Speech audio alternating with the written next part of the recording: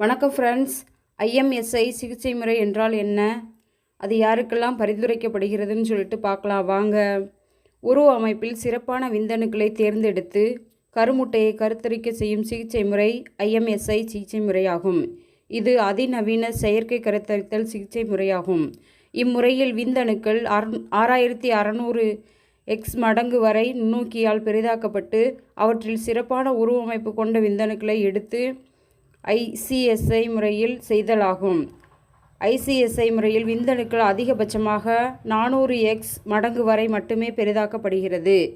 யாருக்கெல்லாம் இச்சிகிச்சை முறை பரிந்துரைக்கப்படுகிறதுன்னு பார்த்தோம்னா, ஐவிஎஃப் ஐசிஎஸ்ஐ சிகிச்சை முறைகளில் தொடர் தோல்வியடைந்தவர்களுக்கு, அதிக டிஎன்ஏ ஃப்ராக்மெண்டேஷன் உடைய ஆண்கள், விந்தணுக்கள் பெருமளவில் உருவமற்று இருத்தல், இந்த மாதிரி இருக்கிறவங்களுக்கெல்லாம் பரிந்துரைக்கப்படுகிறது. அதிகளவு உயிரணுக்கள் இருந்தால் மட்டுமே ஐஎம்எஸ்ஐ சிகிச்சை முறை வெற்றி விகிதம் அதிகரிக்கும். இவ்வகை சிகிச்சையில் 80% கருத்தரிக்கின்றன. தேங்க்ஸ் ஃபார் வாட்சிங். Please subscribe, like and share, right your comments.